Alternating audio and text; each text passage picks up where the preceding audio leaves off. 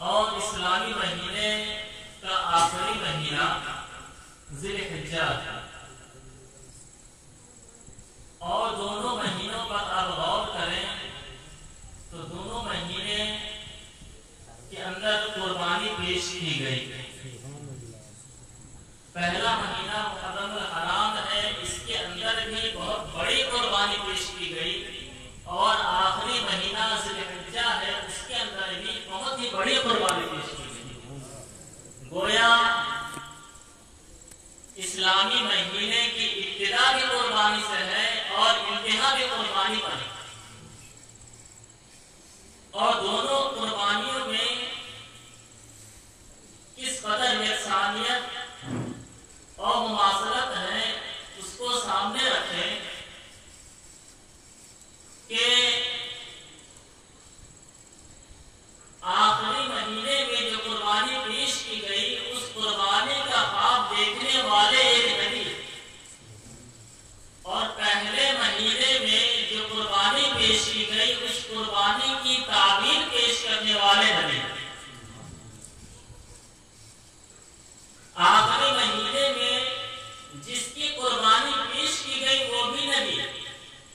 وہ نبی کا بیٹا، اور پہلے مہینے میں جو قربانی پیش کی گئی وہ بھی نبی کا بیٹا،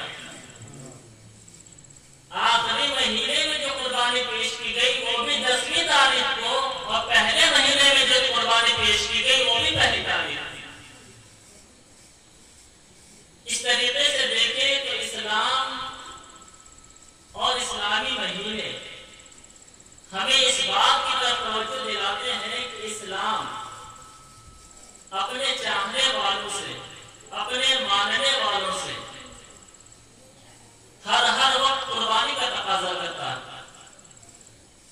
آپ غور کریں، نماز کا وقت ہوتا ہے تو اسلام ہم سے وقت کی قربانی کا تقاضا کرتا ہے کہ اپنے وقت قربان کرو اللہ تعالیٰ کی عبادت میں۔ ہم پر جب زکوٰۃ فرض ہوتی ہے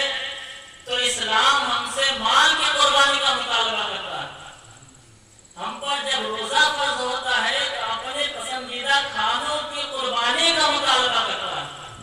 اور جب ہم پر حج فرض ہوتا ہے تو اسلام ہم سے اپنے وطن،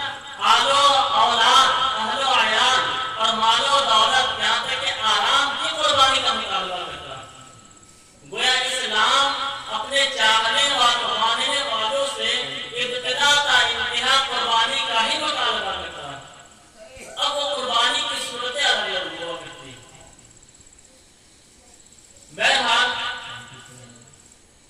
جس آیت کریمہ کی تلاوت کا شرف حاصل ہوا،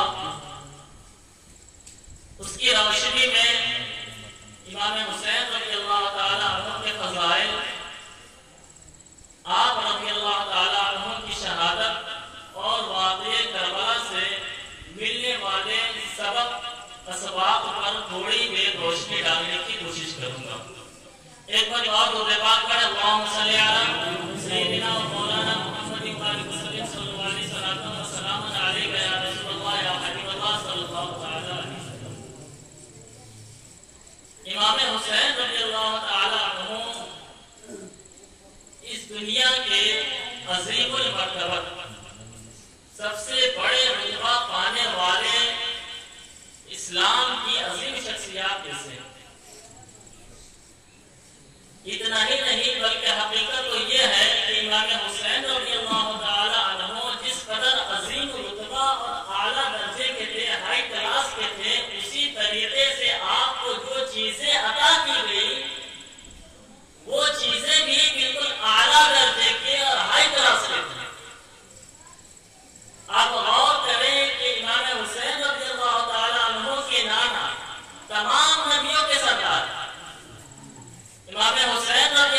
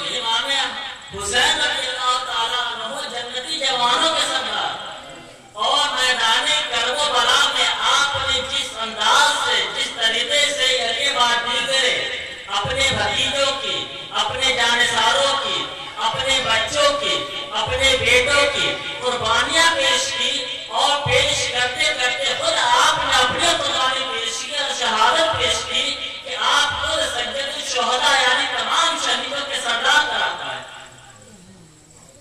گویا امام حسین رضی اللہ تعالیٰ عنہ جس قدر عظیم المرتبت ہیں، عظیم رتبے والے ہیں، آپ کو اسی طریقے سے جو چیزیں عطا کی گئی وہ سب سے عظیم رتبے والی چیزیں عطا کی گئی۔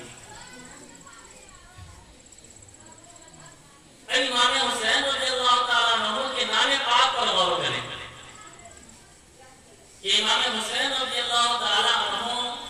کی جب ولادت ہوئی تو آپ کے والد مکرم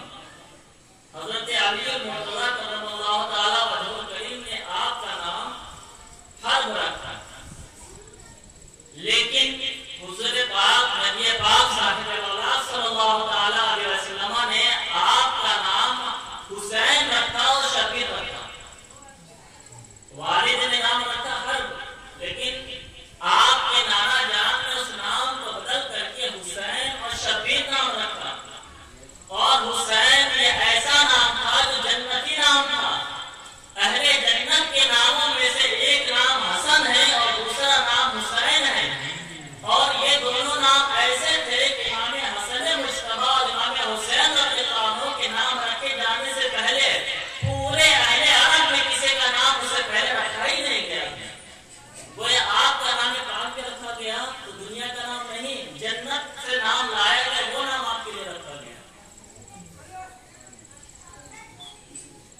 پھر مزید آپ غور کریں کہ ہمارے معاشرے میں الحمدللہ آج بھی یہ رائج ہے کہ جب بچے یا بچی کی ولادت ہوتی ہے، پیدائش ہوتی ہے،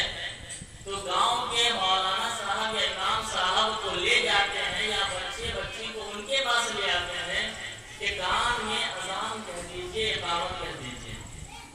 اور یہ کہلوانا چاہیے ہر مسلمان کو۔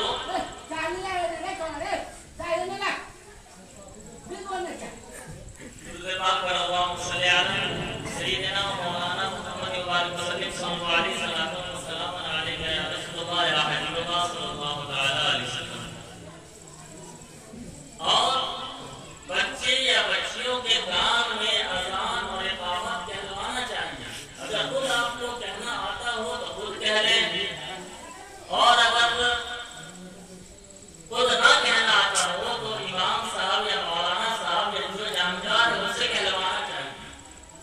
اس کی وجہ یہ ہے کہ روایتوں میں آتا ہے کہ جس بچے کے کان میں اذان و اقامت نہ کہی جائے اسے ام الصبیان کی بیماری ہوتی ہے۔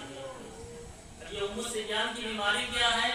اس کو آسان لفظوں میں سمجھے کہ نیرگی کی بیماری ہوتی ہے، اسی طریقے کی ایک بیماری کا نام ام الصبیان ہے۔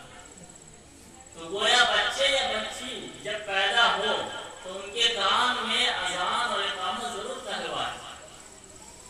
بہرحال اب امام حسین رضی اللہ تعالیٰ عنہ کی طرف اپنی توجہ موڑیں کہ ہمارے معاشرے میں یہ کہاں سے چلا رہا ہے؟ خود نبی کریم علیہ السلام کے زمانے سے چلا رہا ہے، ہمارے اور آپ کے کان میں، یا ہمارے والد دادا کے کان میں، یا ہمارے بنانے ہونے والے بچے بچیوں کے کانوں میں اذان کہنے والا کوئی ہوتا ہے تو گاؤں کے امام صاحب ہوتے ہیں، گاؤں کے مولانا صاحب ہوتے ہیں، لیکن الحمدللہ امام حسین رضی اللہ تعالیٰ عنہ کے کان میں اذان و اقامت کہنے والے نبی کریم علیہ السلام۔ یہ بھی ایک عظیم رتبہ ہے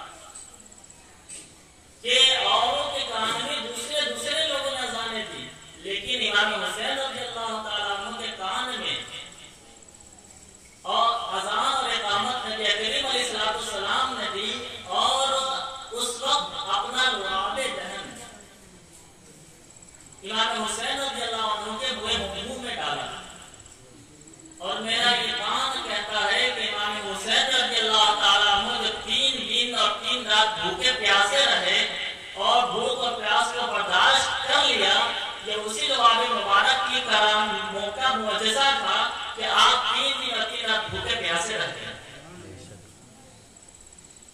پھر امام حسن اور شبیر، اس نام کے اندر حسن کیا ہے اس پہ غور کریں۔ یہ کہنے والے نے کیا خوب کہا کہ حسن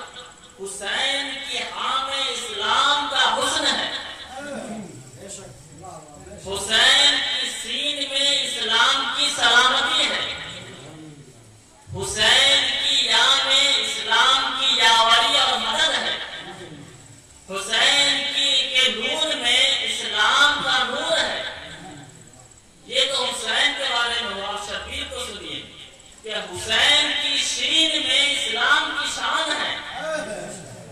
حسین کے بام میں اسلام کی بقا ہے، حسین کی یا میں اسلام کی یاوری اور مدد ہے، اور حسین کی راہ میں اسلام کی رہنمائی اور چمک۔ انہی تمام باتوں کو میرا خیال ہے خواجہ معین الدین چشتی رضی اللہ تعالیٰ عنہ نے جب اپنی نظروں کے سامنے رکھا ہوگا تو آپ نے وجد میں آ کر کے کہا ہوگا کہ شاہ است حسین، بادشاہ است حسین، دین است حسین، بی پناہ است حسین، حقہ کے بنا لا الہ است حسین۔ گویا امام حسین رضی اللہ تعالیٰ عنہ ہی دین ہے۔ آپ نے دین کے لیے اتنی قربانیاں پیش کی، اتنی قربانیاں پیش کی کہ گویا آپ ہی دین ہیں۔ اور اسلام میں آپ نے اسلام کی خاطر میدان کربلا میں جو قربانیاں پیش کی اور اسلام کو بچایا تو آپ ہی بھی پناہ ہیں، یعنی دین کو بچانے والے ہیں، دین کو پناہ دینے والے ہیں۔ درود پاک پر اللہم صلی علی سیدنا مولانا محمد صلی اللہ علیہ وسلم و سلام علیکہ یا رسول اللہ یا حبیب اللہ صلی اللہ تعالی علیہ وسلم۔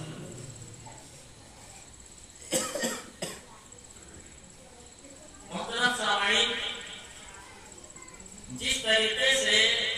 آپ نے دیکھا سنا کہ امام حسین رضی اللہ تعالی عنہ کو جو چیزیں عطا کی گئی، انوکھی چیزیں عطا کی گئی، ٹھیک اسی طریقے سے جب آپ رضی اللہ تعالی عنہ میدان جنگ میں، میدان کربلا میں اپنی فوج تیار کی تو وہ فوج اب تک کی تاریخ اسلام کی فوجوں میں سب سے انوکھی فوج تھی۔ ایسی فوج تھی جس کے اندر 80 سال کا مجاہد بھی تھا، اور ایسی فوج تھی جس کے اندر 6 مہینے کا بھی مجاہد تھا۔ تاریخ اسلام نے اس سے پہلے کبھی ایسی فوج دیکھی ہی نہیں تھی کہ جس فوج کے اندر 80 سال کا بوڑھا بھی ہو، 6 مہینے کا ننھا بچہ بھی تھا۔ لیکن یہ انوکھی فوج تھی تو امام حسین رضی اللہ تعالیٰ عنہ کی کہ آپ کے فوج میں جب آپ نے میدان کربلا میں دیکھا کہ یزیدی ہم سے جنگ کرتے ہی رہیں گے، مصالحت کے لیے کسی طور پر تیار نہیں ہے، تو امام حسین رضی اللہ تعالیٰ عنہ نے اپنی جو فوج تیار کی اس فوج میں ایک 80 سال کے بوڑھے مجاہد بھی تھے اور وہیں پر 6 مہینے کے ننھے مجاہد کی ضرورت بھی تھی۔ تو حاصل الغرض یہ کہنا ہے کہ امام حسین رضی اللہ تعالیٰ عنہ کو جو چیزیں بھی عطا کی گئی بالکل انوکھی، اعلیٰ درجے کی، عظیم المرتبہ چیزیں عطا کی گئی۔ اب آئیے امام حسین رضی اللہ عنہ کی شہادت کو دیکھیں۔ آپ نے سنا ہوگا اور علماء کرام نے تو مطالعہ بھی کیا ہوگا کہ تاریخ اسلام میں صرف امام حسین رضی اللہ عنہ کی ہی شہادت نہیں ہوئی، آپ سے پہلے بھی بہت سے لوگوں کی شہادت ہوئی، جیسے جنگ بدر میں دیکھ لیجئے، غزوہ احد میں دیکھ لیجئے۔ الغرض جتنی بھی جنگیں ہوئی، جتنے بھی غزوات ہوئے، ہر ایک کے اندر شہداء ہوئے، شہید ہوئے، لیکن جو شہرت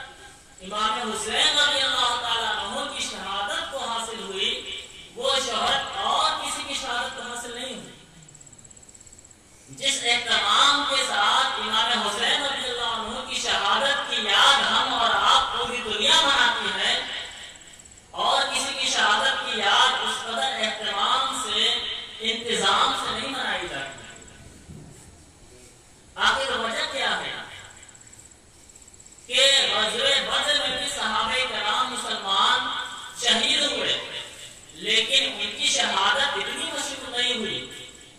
اور نہ ہی ان کی شہادت کی یاد منائی جاتی۔ غزوہ احد میں بھی مسلمان اور صحابہ کرام شہید ہوئے، لیکن ان کی شہادت شہرت اتنی نہیں ملی اور نہ ہی ان کی شہادت کی یاد اس قدر اہتمام سے کوئی مناتا ہے۔ اسی طریقے سے غزوہ خندق ہے، غزوہ بنی مصطلق ہے، آپ تاریخ اسلام اٹھا کر دیکھیں جتنے بھی غزوے ہیں اور جنگیں ہوئی ان میں بہت سے مسلمان صحابہ کرام حفاظ اعظام شہید ہوئے، لیکن ان کی شہادت کو وہ شہرت نہیں ملی جو امام حسین رضی اللہ عنہ کی شہادت کو ملی۔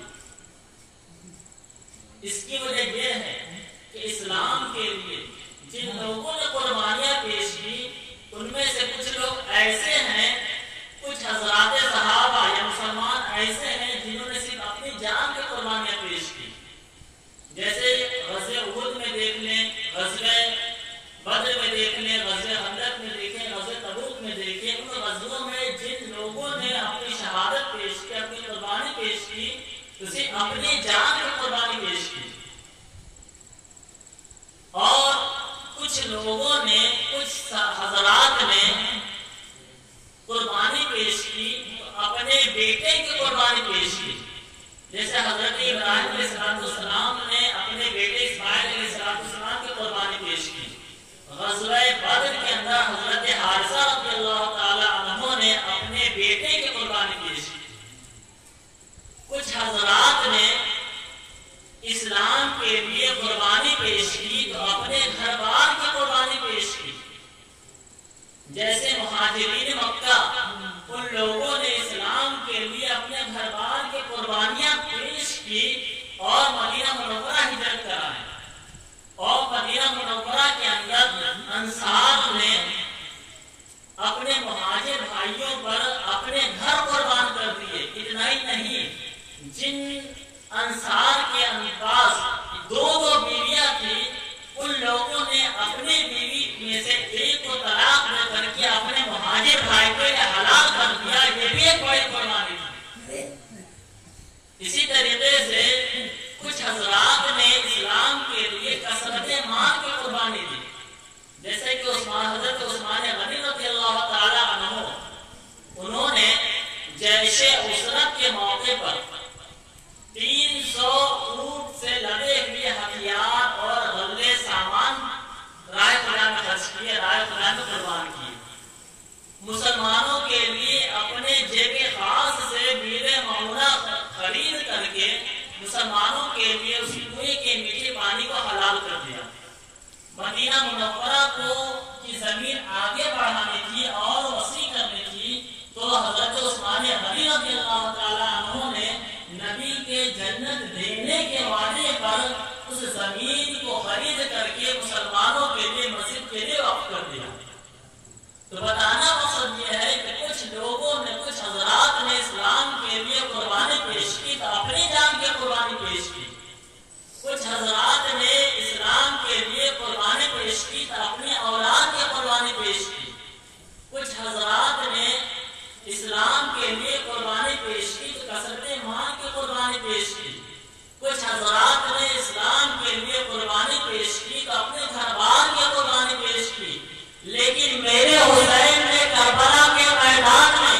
جب قربانی پیش کی تو اپنے گھر بار کی بھی قربانی پیش کی، اپنے مال کی بھی قربانی پیش کی، اپنی جان کی بھی قربانی پیش کی، اپنے بیٹے کی بھی قربانی پیش کی، اپنے بھتیجے کی بھی قربانی پیش کی، غرض جتنے بھی جانے ساتھ ان تمام کی قربانی پیش کی۔ اور اس طریقے سے تمام لوگوں نے ایک ایک چیزوں کی قربانی پیش کی، اور امام حسین رضی اللہ عنہ نے اپنی تنہا تمام چیزوں کی قربانی پیش کی، اس لیے امام حسین رضی اللہ عنہ کی شہادت کو سب سے زیادہ شہرت حاصل ہے۔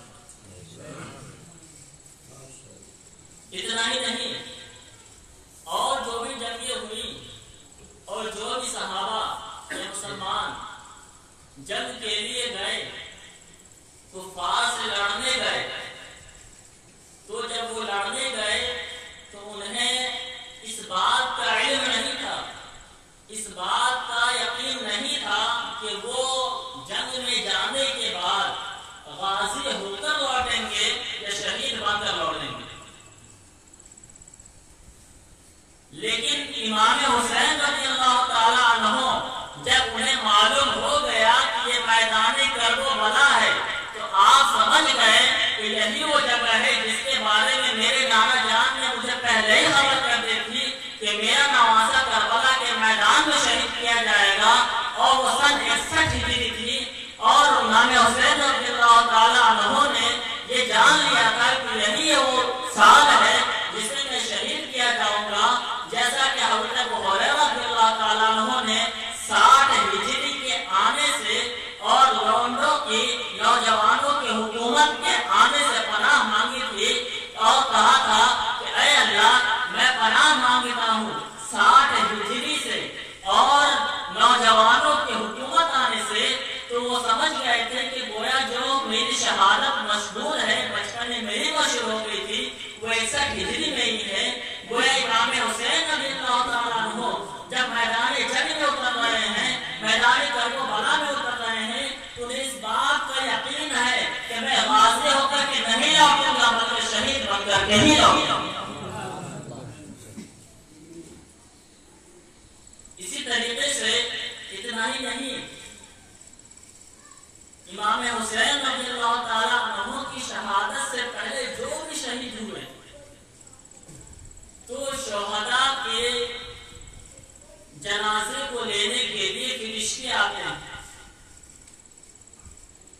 شہداء کے جنازے کو لینے کے لیے روح کو کا استقبال کرنے کے لیے فرشتے آتے ہیں، لیکن امام حسین رضی اللہ تعالیٰ عنہ ایسے شہید ہیں جن کے روح پاک کے استقبال کے لیے،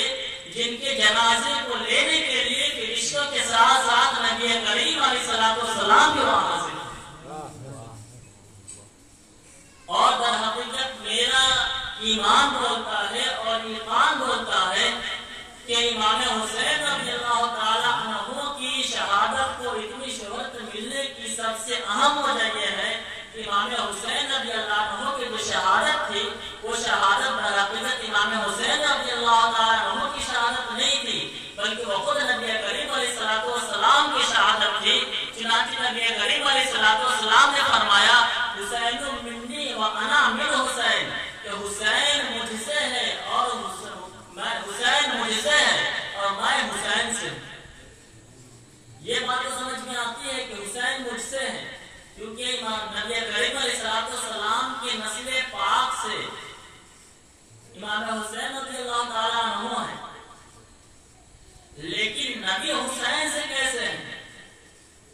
اس کی تشریح میں شارحین فرماتے ہیں کہ یہاں حضور نے فرمایا کہ میں حسین سے ہوں، اس کا مطلب یہ ہے کہ حسین سے جو بھی کمالات ظاہر ہوں گے، جو بھی خوبیاں ظاہر ہوں گی، وہ در حقیقت میری خوبیاں اور میرے کمالات ہوں گے۔ کہ جب امام حسین رضی اللہ تعالیٰ عنہ کو شہادت عظمیٰ کا مرتبہ عطا کیا گیا، وہ در حقیقت امام حسین کو شہادت کی کمالات نہیں ملے بلکہ میرے ہی وہ کمالات تھے۔ اس وجہ سے یہ کہا جا سکتا ہے کہ امام حسین رضی اللہ تعالیٰ عنہ کی شہادت در حقیقت نبی کریم علیہ السلام کی شہادت عظمیٰ تھی، اور یہی وجہ تھی کہ آپ کی شہادت کو تمام شہادتوں سے زیادہ چرچا ملا، تمام شہادتوں سے زیادہ شہرت ملی۔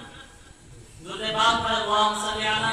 سیدنا مولانا محمد و آلہ وسلم صلی اللہ علیہ وسلم علیہ یا رسول اللہ یا حبیب اللہ صلی اللہ علیہ وسلم۔